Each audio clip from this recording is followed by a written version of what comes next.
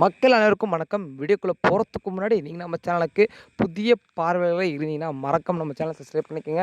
அதாவது அரசியல் தொடர்பான நிகழ்வுகளை உடனுக்குடன் தெரிஞ்சுக்க நம்ம சேனலை சப்ஸ்கிரைப் பண்ணிக்கங்க. வாருங்க மக்கள், வீடியோக்குள்ள போலாம். அதாவது சற்று முன் அதிமுக, பாஜக கூட்டணியில் 2026இல் தமிழகத்தில் நடக்கும் சட்டமன்ற தேர்தலை வெல்வது அதிமுக தான் என தகவல்கள் கசிந்திருக்குது. ஏனென்றால் நமது பாஜக பார்த்தீங்கன்னா, பீகார் தேர்தலில் ஜெயித்திருக்கிறார்கள். ஆகையால் அவர்களுடைய ஆதரவு இப்போ தமிழகத்தில் அதிகமாக இருக்கும். அதாவது மேலிடத்தில் இருந்து அதிகாரம் பார்த்திங்கன்னா நமது அதிமுகவுக்கு இருக்கிறது அப்படின்ற சொல்லலாம்.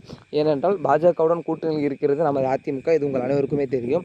ஆகையால் டைரக்டாக சென்ட்ரல், அதாவது இவர்கள் ஸ்டேட்டை அடிக்கவில்லை.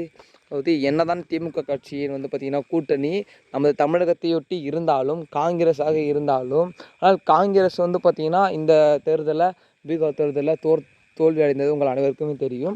ஆகையால் பார்த்திங்கன்னா அவர்களுக்கு கூட்டணி என்பது தமிழகத்தில் ஆதரவு மிக கம்மியாக இருக்கும். ஆனால் பாஜக இப்போ வென்று ஒரு வலுவான கம்பியை நாட்டி தமிழகத்திலும் ஒரு கொடியை நாட்டுவார்கள் என்று பொறுத்திருந்து பார்க்கலாம்.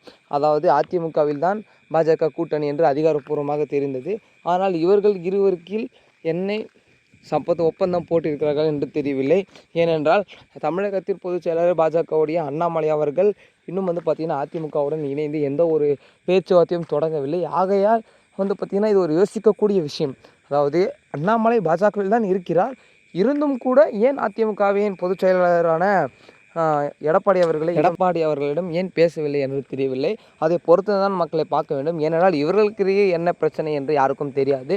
ஆகையால் பார்த்தீங்கன்னா அது ஒரு பக்கம் இருந்தாலும் எதிர்கட்சிகள் ரெடியாகத்தான் இருக்கிறார்கள். நீங்கள் யாரை வேணும் கூட்டணி வைத்துக் கொள்ளுங்கள், ஆனால் எங்களை அசைக்க முடியாது என திமுக கட்சியின் கூட்டணியும் வலுவாக தான் இருக்கிறது.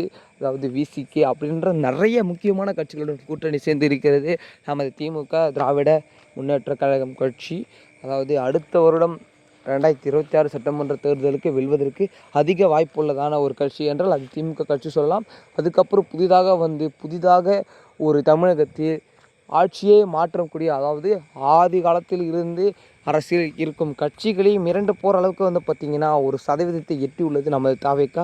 ஏனென்றால் இப்பொழுது ஆரம்பித்த கட்சிக்கு இந்தளவு ஆதரவு இருக்குமா என்று எந்த கட்சியாளர்களும் எந்த பத்திரிகையாளர்களும் யாருமே, மக்களாகிய உங்களுக்கும் தெரியாது. ஏனென்றால் அவ்வளவு ஆதரவு இருக்கிறது தாவேக்கா கட்சிக்கு. அதாவது ஒரு மிகப்பெரிய தேர்தலை பார்க்க போகிறோம். வருகிறது 2026 சட்டமன்ற தேர்தல் தமிழகத்தில் நடக்க போகிறது. அதனால தான் எஸ்ஐஆர் கொண்டு பல திட்டங்களை பார்த்திங்கன்னா செய்து கொண்டிருக்கிறார்கள்.